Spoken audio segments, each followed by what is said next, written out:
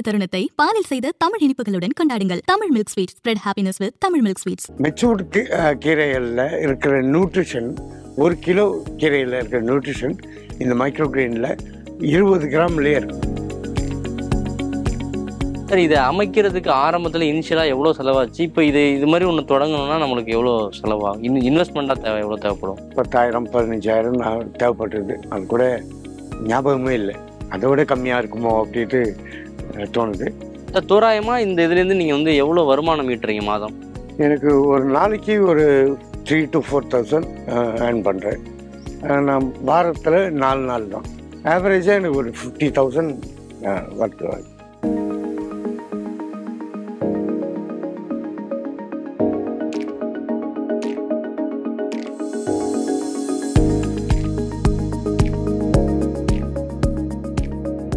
பசுமை விகடன் நேயர்களுக்கு வணக்கம். நாம இன்னைக்கு சென்னையை அடுத்த சந்தோஷபுரம் அப்படிங்கிற ஒரு பகுதியில தான் இருக்கோம். விவசாயம் அப்படின்னு சொன்னதுமே இன்னைக்கு 2 ஏக்கர்லேருந்து ஒரு 5 ஏக்கர் வரை இருந்தால் தான் அதை சிறந்த முறையில் பண்ண முடியும் அப்படிங்கிற எண்ணம் பலருக்கும் இருக்குது. ஆனால் அப்படிலாம் இல்லை. கொஞ்சம் மாற்றி யோசிச்சா ஒரு 10க்கு 10 இடத்துல கூட சிறந்த முறையில் ஒரு விவசாயத்தை மேற்கொள்ள முடியும். அதிலிருந்து மாதம் 50,000 வரை ஏர்ன் பண்ண முடியும் அப்படிங்கிறத ஒருத்தர் நிரூபிச்சிருக்கார். அவர் யார், அவர் என்ன விவசாயத்தை இங்கே செஞ்சுக்கிட்டு இருக்கார், அதை பற்றி தான் இந்த வீடியோவில் நம்ம பார்க்க போகிறோம். வாங்க வீடியோக்குள்ளே போகலாம்.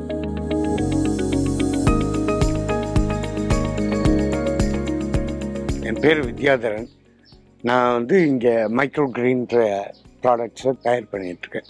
இது ஒரு சிறிய வகை கீரை, நுண்ணிய கீரைம்பாங்க. இது ரொம்ப வளர்ந்துருச்சுன்னா அதனுடைய நியூட்ரிஷன் வேல்யூ வேறு. இது இந்த ஸ்டேஜில் அது இருக்கும்போது நல்ல நியூட்ரிஷன் இருக்கும். பெஸ்டிசைட், ஃபெர்டிலைசர் எதுவும் இல்லாமல் தானாக வளரக்கூடியது. நீங்கள் இதை எப்படி தொடங்குனீங்க? இதுக்கான ப்ராசஸ் என்ன, A to Z சொல்ல முடியுமா? ஒன்றும் இல்லை. நான் ஒரு சோஷியல் ஒர்க் பண்ணிகிட்டு இருந்தேன். அதில் ஒரு 30 வருஷமாக அதில் செஞ்சுட்டு இருந்தோம். சோஷியல் ஒர்க் பண்ணுறேன்னு சொன்னால் நீங்கள் ஒரு சிலர் என்னை கேட்பாங்க, இப்போ குடும்பத்துக்கு என்ன பண்ணுறீங்க அப்படின்னு. அதுவே ஒரு குற்றமாக இருந்தது. அப்போ சோஷியல் ஒர்க் பண்ணுறது பண்ணிகிட்டே இருக்கலாம், ஆனால் குடும்பத்துக்குன்னு ஏதாவது ஒன்று பண்ணணும். அது மாதிரி யோசிச்சப்போ தான் நெட்டில் சர்ச் பண்ணிட்டு ஏதாவது ஆர்கானிக் பேஸ்டாகவும் இருக்கணும், ஒரு பீப்புளுக்கு ரொம்ப யூஸ்ஃபுல்லாக உள்ள பொருளாகவும் இருக்கணும் அப்படின்றது யோசித்தேன். அப்போது அதை பற்றி ஸ்டடி பண்ணும்போது தான் ஒரு 2013-14 அதை பற்றி ட்ரை பண்ணிகிட்டே இருந்தேன். அப்போவே ஸ்டார்ட் பண்ணிட்டேன். இது பண்ணணும், இது ஒரு நல்ல ஃபீல்டு. இதுக்கு யாரும் இன்னும் காம்படிஷன் இல்லை. இந்தியாவிலே அதுக்கான காம்படிஷன் இல்லை. கொஞ்சம் இறங்கணும்னு நினச்சி இறங்கினேன். அது நான் யூஸ் பண்ணுறது பேடி ட்ரே. வெஸ்டர்ன் கண்ட்ரீஸ்லாம் மைக்ரோகிரீனுக்குனே ட்ரே வச்சுருக்காங்க.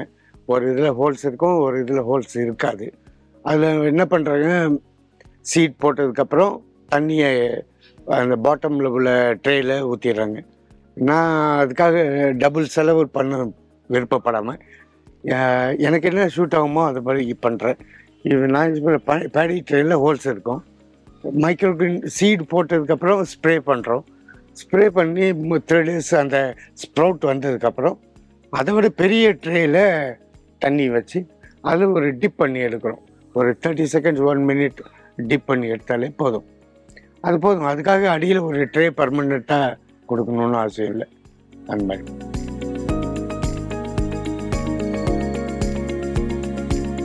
நான் பார்த்த வீடியோஸில் இன்டர்நெட்டில் எல்லாம் நான் பார்த்தது, அவங்க இந்த ட்ரே மைக்ரோகிரீன் ட்ரேயில் டிஷ்யூ பேப்பர் வச்சு யூஸ் பண்ணுறாங்க. வெர்மி கம்போஸ்ட், சில பேர் வெர்மி கம்போஸ்ட் பண்ணுறாங்க. சில பேர் கோகோ பீட் யூஸ் பண்ணுறாங்க பவுடரை பண்ணி. ஸோ அது நான் அது ப்ராக்டிஸ் பண்ணி பார்த்ததில் நமக்கு செட் ஆகிறது வெர்மி கம்போஸ்ட் தான். கோகோ பீட்டில் எந்த நியூட்ரியன்ட்டும் கிடையாது. வெர்மி கம்போஸ்டில் நியூட்ரியன்ட் இருக்குது. ப்ளஸ் வாட்டர் அப்சார்பிங், அந்த குறிப்பிட்ட நேரத்துக்கு அந்த தண்ணியை தேங்க வச்சுக்கிற அளவுக்கு வெர்மி கம்போஸ்ட் கெப்பாசிட்டி இருக்குது. அதனால் அதையும் யூஸ் பண்ணுறேன். கமர்ஷியலாக யூஸ் பண்ணுறதுக்கு அதுதான் செட் ஆகுது. ட்ரேயில் ஒரு 1 inch ஹைட்டுக்கு வெர்மி கம்போஸ்ட் அப்ளை பண்ணிவிட்டு அதுக்கு மேலே என்ன விதை போடுறோமோ அதை போட்டுருவோம். அது ஒரு ஜென்டிலாக டேப் பண்ணி கொஞ்சம் அழுத்தி ப்ரெஸ் கொடுத்துட்டு ஸ்ப்ரே பண்ண வேண்டியதுதான். ஒரு காலையில் ஒரு முறை, ஈவினிங் ஒரு முறை. அதுக்கப்புறம் சீடை வந்து மூடி வச்சிடணும். மூடி வச்சுட்டாக்கா அதுக்கப்புறம் ஒரு 3rd டேயில் அது ஸ்ப்ரவுட் ஆகி அப்படியே வெள்ளையாக அந்த முளைக்கட்டி வந்துடும். அதுக்கப்புறம் நம்ம சன்னுக்கு எக்ஸ்ப்ளோஸ் பண்ண வேண்டிய அளவுக்கு அந்த ஸ்டேஜ். சில விதைகள் 3 நாள், சில விதைகள் 5 நாள் அந்த மாதிரி ஆகும். ஸோ அதுக்கு உள்ள ஸ்டேஜில் அதை கொண்டு வந்து இங்கே க்ரீன் ஹவுஸில் வச்சிடும். Okay sir. இப்போ விதை அப்படின்னு ஒரு விஷயம் சொன்னீங்க. ஒவ்வொரு விதைக்கும் ஒவ்வொரு டைம் இருக்கு. அது 3 நாள் ஆரம்பிச்சு கொஞ்சம் நாள் ஆகும் அப்படின்னு சொல்லுவீங்க. என்னென்ன விதைகளில் இந்த மைக்ரோ கிரீன்ஸ் ரெடி பண்ணுறீங்க? அதுக்குன்னு பிரத்யேக விதைகள் எதுவும் இருக்கா? மைக்ரோ கிரீனுக்குன்னு விதைகள் அப்படி ஒன்றும் கிடையாது. ஆனால் மைக்ரோ கிரீன் வந்து ஒரு 10 days கிராப். அதனால் வந்து ஜிஎம்ஓ, ஜெனட்டிக்கலி மாடிஃபைடு விதையோ அல்லது கெமிக்கல் கோட்டட் விதையோ இருந்தால் அதனுடைய கெமிக்கல் ரியாக்ஷன் வந்து இதுக்கு ஏர்லி ஸ்டேஜில் கண்டிப்பாக இருக்கும். அதனால் நான் ஜிஎம்ஓ சீட்ஸ் தான் யூஸ் பண்ணணும். ஆர்கானிக்காக உள்ள சீட்ஸ் தான் யூஸ் பண்ணணும். முழுக்க ஆர்கானிக் தான். எந்த விதமான கெமிக்கல்ஸ் கிடையாது. கெமிக்கலும் இருக்கக்கூடாது. நான் வந்து மைக்ரோ கிரீன் சீட்ஸ் விற்கிற கடைகள்லேருந்து வாங்கிட்டு இருக்கேன். Okay sir. இப்போ வந்து இந்த சீடை விதைச்சதுக்கப்புறம் வந்து ஒரு 3 நாள் மூடி வச்சிருக்கணும் அப்படின்னு சொன்னீங்க. அதுக்கு பிறகு தான் வந்து சன்லைட் கொண்டு வரணுங்க. டைரக்ட் சன்லைட் படலாமா இல்லை எப்படி? அதுக்குன்னு ஷெட்டு வச்சு நீங்கள் ஷெட்டு தான் வச்சு போட்டிருக்கீங்க. ஆமாம். ஸோ அது எப்படி சார்? வெரி டைரக்டாக இருக்கக்கூடாது. மேபி இப்போ இந்த மாதிரி வீட் கிளாஸ்க்கெல்லாம் ஒரு 1 hour அந்த மாதிரி சன்லைட்டில் இருக்கலாம். இந்த மாதிரி பார்ஷியல் சன்லைட் நேரடியாக தாக்காமல் வெளிச்சம் இருக்கணும், ஆனால் சூடு வரக்கூடாது. அந்த மாதிரி மெயின்டைன் பண்ணி. இதில் நிறைய சிக்கல்களும் இருக்குது. மண் வெர்மி கம்போஸ்ட் போடுறோம், அந்த மீடியமில் தான் கம்ப்ளைண்ட் இருந்தால் அதில் விளைச்சல் இருக்காது. அது ஒரு 3 நாள் கழிச்ச பிறகு தான் தெரியும். அப்புறம் சீடு கெப்பாசிட்டி, அது ஜெர்மினேஷன் வந்து எப்படி இருக்குமோ அது தெரியாது. ஸோ அது போட்ட பிறகு தான் 3ஆவது நாள் தான் தெரியும் அது. ஸோ இப்போ கூட ஒரு ட்ரே சரியாக மழை வரல, அந்த மாதிரியெல்லாம் லாஸ் இருக்குது. சில சமயம் எங்களுடைய மீடியமில் இஷ்யூ வரலாம். மீடியம்னா வெர்மி கம்போஸ்ட் தான் இப்போ பயன்படுத்துகிறோம். ஒரே மாதிரி எப்போதும் கிடைக்கிறது இல்லை. அதனால் ஒரு சில சமயங்களில் சீடுக்கு ஏற்ற மாதிரி அந்த வெர்மி கம்போஸ்ட் இல்லாமல் இருக்கலாம். அப்போ அது தெரிஞ்சுக்கிட்டு வேறு மாற்றோம். இந்த ஃபங்கஸ் வர்றதுக்கு அது மாதிரி அதுக்கான வாய்ப்பு தான் இருக்கா சார் இதில்? மூடி வைக்கிறதுனால ஃபங்கஸ் வர்றதுக்கு வாய்ப்பு இருக்குது. அப்படி வரும்போது நம்ம அதை ரிமூவ் பண்ணிடுறோம். கொஞ்ச நேரம்னா ஒரு நாள் பார்ப்போம். அதுக்குள்ளே அது கண்ட்ரோல் ஆகலைன்னா டிஸ்போஸ் தான். அது வந்து வேலைக்காக தேவைப்படும். சார், இந்த மைக்ரோ கிரீன்ஸை பொறுத்தளவில் இந்தியாவிலே வெகு சொற்ப ஆட்கள் தான் இதை பண்ணுறாங்க அப்படின்ற மாதிரி நீங்கள் சொல்லியிருந்தீங்க. இதுக்கான மார்க்கெட் எப்படி இருக்குது? இதுக்கான தேவை என்ன சார்? இது யாரெல்லாம் பயன்படுத்துகிறாங்க? என் டார்கெட் வந்து சென்னை மட்டும்தான். சென்னையை பொறுத்த வரைக்கும் கீரையை வந்து சமைச்சு சாப்பிட்டு தான் பழக்கம். பொரியலாவோ கூட்டவோ அப்படி பண்ணுவாங்க. ஆனால் மைக்ரோ கிரீனை பொறுத்த வரைக்கும் அதை வந்து ராவாக சாப்பிட்ணும். ஏன்னா மெச்சூர்டு கீரைகளில் இருக்கிற நியூட்ரிஷன், 1 கிலோ கீரையில் இருக்கிற நியூட்ரிஷன் இந்த மைக்ரோ கிரீனில் 20 கிராம்லேயே இருக்கும். ஆனால் 20ன்னு சொல்கிறது 20 கிராம் கீழே நம்ம கீரை சாப்பிட விருப்பம் இருக்காது. இது வந்து சயின்டிஃபிக்கலி ப்ரூவன். ஆமாம். இப்போ எங்கள் சென்னை யூனிவர்சிட்டியில் கூட இதை பற்றி ரிசர்ச் பண்ணியிருக்காங்க. எங்கிட்ட மைக்ரோ கிரீன் வாங்கிட்டு போய் தான் ஸ்டடி பண்ணாங்க. நியூட்ரிஷன் வேல்யூவெல்லாம் ரொம்ப அக்யூரேட்டாக டிஃபைன் பண்ணியிருக்காங்க. இதை ராவாக சாப்பிட்டா தான் என்னுடைய கம்ப்ளீட் நியூட்ரிஷனை நம்ம அடைய முடியும். ஸோ இது ராவாக எங்கே சர்வ் பண்ணுவாங்க? வீட்டுகளில் விட ஹோட்டலில் தான் சர்வ் பண்ணுவாங்க. அதுவும் இட்டாலியன், மெக்சிகன் அந்த மாதிரி வெஸ்டர்ன் கசினில் தான் இதை அதிகம் யூஸ் பண்ணுவாங்க. ஸோ அதனால் ரெஸ்டாரண்ட்ஸ் நம்பி தான் என்னுடைய தொழில். அங்கே தான் இப்போ சப்ளை பண்ணுறீங்க? ஆமாம். இதை ஃபஸ்ட்டு இனிஷியலாக மார்க்கெட் பண்ணுறதுல என்ன சிரமங்கள் இருந்துச்சு? ஏன்னா நீங்கள் வந்து இப்போ சப்ளை பண்ணுறது எல்லாமே பெரிய பெரிய ஹோட்டல்ஸ் சொல்கிறீங்க. அவங்கள ஆரம்பத்தில் ரீச் பண்ணியிருக்கிறது ரொம்ப சிரமமாக இருந்திருக்கும். எப்படி ஸ்டார்ட் பண்ணி இந்த ப்ராசஸ் அதை பற்றி சொல்லுங்களேன். இனிஷியலாக நான் பண்ணும்போது லைவாக கொண்டு போய் தான் பண்ணிட்டு இருந்தேன். அப்போ அந்த பாக்ஸ் எல்லாம் டிரான்ஸ்போர்ட் பண்ணும்போது எல்லாம் கலைஞ்சிரும், கொண்டு போய் வச்சா 2 நாளில் தோன்றும், லைஃப் இருக்காது அதுக்கு. அதுக்கப்புறம் யோசித்தேன். ஒரு நாள் அக்டோபர் 31 இன்டர்நேஷ்னல் செஃப் டே, அதுக்கு என்னை இன்வைட் பண்ணியிருந்தாங்க. ஒரு எஸ்ஆர்எம் காலேஜில் சென்னையில் இருக்க எல்லா செஃப்பும் வந்துருந்தாங்க. அப்போது என்னுடைய ப்ராடக்ட்லாம் கொண்டு போய் டெமோ காட்டினேன். அப்போ அங்கே பேசினேன். அதனால் ஒரு நிறைய பேருக்கு அது அறிமுகமாகிடுச்சு. அப்படி தான் ரீச் பண்ணி. ஆமாம். இங்கே நிறைய விதைகளில் நீங்கள் வந்து மைக்ரோ கிரீன்ஸ் வந்து உருவாக்கிறீங்க. அது என்னென்ன விதைகள் சார்? நான் யூஸ்வலாக போடுறது பீ ஷூட்டு, சன்ஃப்ளவர், ரேடிஷ்லேயே 3 வெரைட்டி இருக்குது. சன்ஃப்ளவர், ப்ரொக்கோலி, வேறு என்ன, சிக்பி, 20-28 வெரைட்டி இருக்குது. நான் வந்து ரெகுலராக மார்க்கெட்டை வரது மட்டும் தான் பண்ணிகிட்ருக்கேன் சார். இப்போ பட்டாணி, முள்ளங்கி, கொண்டக்கடலைன்னு இப்போ நம்மளுக்கு தெரிஞ்ச விதைகள்லேயே நிறைய மைக்ரோ கிரீன்ஸை நீங்கள் உருவாக்கியிருக்கீங்க. இதை வந்து எப்படி ஸ்பெசிஃபிக்காக இதுதான் வேணும், இதில் இவ்வளோ நியூட்ரிஷன் இருக்குது, இதில் இவ்வளோ நியூட்ரிஷன் இருக்குன்னு பார்த்து அது மாதிரி வாங்குறாங்களா, இல்லை எப்படி டிமாண்ட் எப்படி இருக்குது? அது வந்து சமைக்கிறதுக்கு குக்கு தான் டிசைட் பண்ணும், ஷெஃப். அவங்க பண்ணுறது தான். என்ன டிஷ் போட போகிறாங்களோ அதுக்கேற்ற மாதிரி அவங்க ரெடி பண்ணிக்குவாங்க. ஆர்டர் முன்னாடியே கொடுத்துருவாங்க. இதுக்கு இன்னும் ஒரு அவேர்னஸ் இன்னும் வரணும். இப்போ பொதுவாக மக்களுக்கு வந்து இதனுடைய சத்து என்ன அப்படின்றதுக்கு அவங்களுக்கு தெரியறதில்லை. இதில் நிறைய விட்டமின்ஸ், மினரல்ஸ், அந்த மாதிரி எல்லாம் இருக்குது. எல்லாம் ஒரு நபர் ஒரு 20 கிராம் இந்த ரெகுலராக சாப்பிட்டுருந்தாங்கன்னா நல்ல நியூட்ரிஷன் கிடைக்கிறதுக்கு வாய்ப்பு. சார், இது வந்து 10 நாளில் வந்து ஹார்வெஸ்ட் பண்ணிடலாம் அப்படின்னு முன்னாடியே சொல்லியிருந்தீங்க. ஹார்வெஸ்ட் பண்ணதுக்கு அப்புறம் இதை எத்தனை நாள் வச்சுக்கலாம்? ஆக்சுவலாக 8 நாள், 12 நாள், 15 நாள், அந்த மாதிரி ஒரு சீடுக்கு ஏற்ற மாதிரி டைம் இருக்குது. ஒன்ஸ் ஹார்வெஸ்ட் பண்ணிட்டோம்னா 1 வீக் தாராளமாக ரூம் டெம்பரேச்சரில் வச்சுக்கலாம். ஃப்ரிட்ஜில் வைக்கக்கூடாது, ஃப்ரீசரில் வைக்கக்கூடாது. வச்சா ஒரே நாளில் டேமேஜ் ஆகிடும்.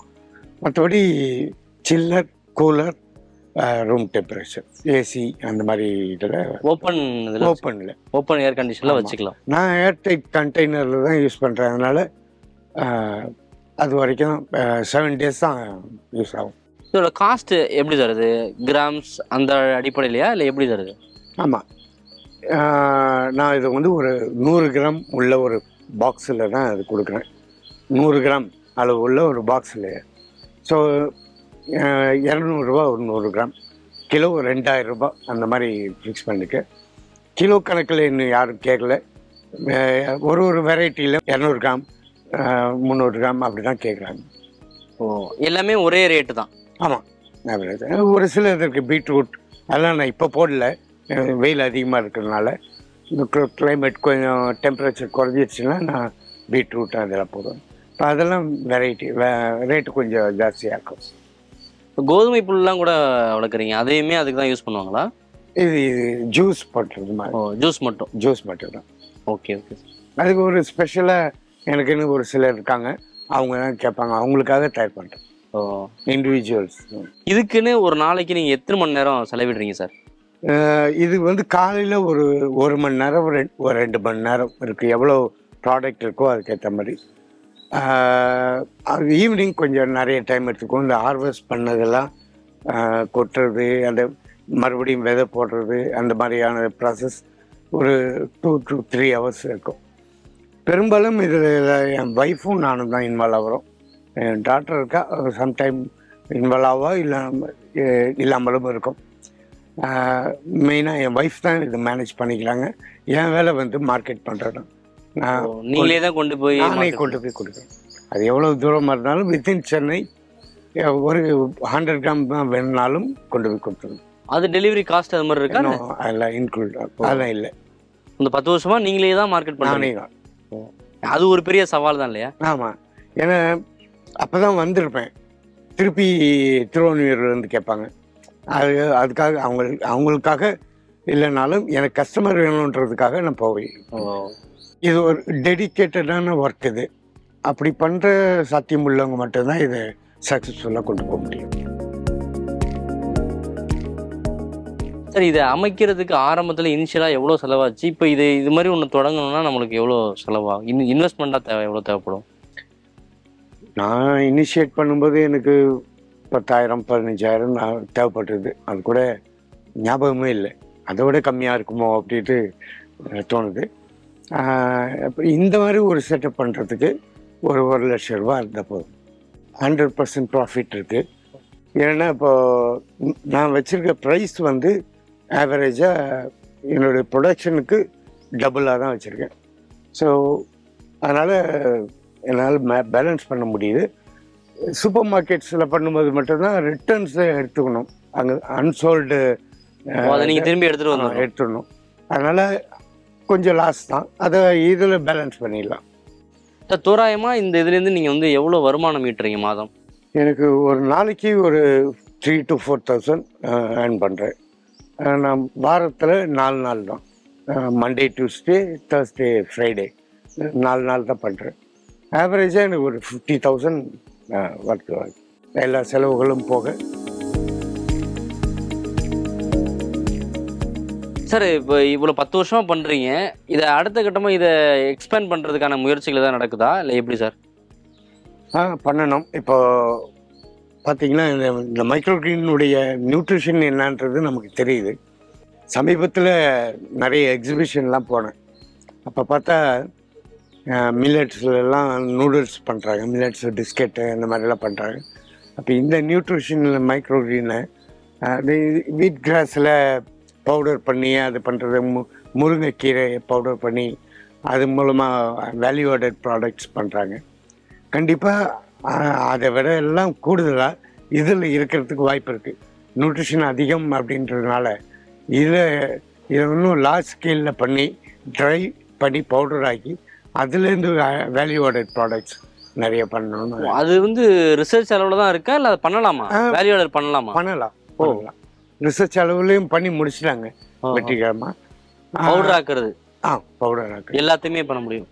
பவுடர் ஆக்கி அதை வந்து வேல்யூ ஆடட் ப்ராடக்டாக நூடுல்ஸ், தோசா பேட்டர் அந்த மாதிரி பல பொருட்கள் அதில் வந்து பண்ணுறதுக்கு வாய்ப்பு இருக்குது. நான் வந்து ரிசர்ச் அளவில் இருக்கேன். கூடிய சீக்கிரம் இந்த இயர் எண்டில் அந்த மாதிரி ஒரு லார்ஜ் ஸ்கேலில் இது பண்ணி ப்ரொடியூஸ் பண்ணி நமக்கு இந்த கஸ்டமர் மட்டும் இல்லாமல் ஒரு புதிய கஸ்டமர்களையும் இருக்கிறதுக்கு ஒரு வாய்ப்பு இருக்குது. இனி வருங்காலங்களில் இதுதான் உணவு. அதனால் உணவுக்கு பெரிய நிலமெல்லாம் இருக்க போகிறதில்ல. எல்லாம் இப்போ நெய்வேலியில் போன மாதிரி கார்பரேட்டுக்கெல்லாம் நம்ம இடங்களை கொடுத்துட வேண்டிய வரும். அப்போ இருக்கிற இடத்துலையே நம்ம தேவைக்கான மைக்ரோக்ரீன்ஸை, ஒரு நல்ல ஊட்டச்சத்து உள்ள மைக்ரோக்ரீன்ஸை அவங்க வீட்டில் இது போட்டு வளர்க்குறது நல்லாயிருக்கும். இது வந்து பசுமை விகடன் மூலமாக இது நிறைய பேருக்கு ரீச் ஆகும்னு நம்புகிறேன். நன்றி. மில்க் பர்ஃபி, சாக்கோவா, milky date, strawberry punch, orange burst என பாலில் செய்த எண்ணற்ற இனிப்பு வகைகள் கிடைக்கும் தமிழகத்தின் தரமான தமிழ் இனிப்புகள். இப்பொழுது கஸ்டமைஸ்ட் காம்போ பேக்குகளும் உண்டு.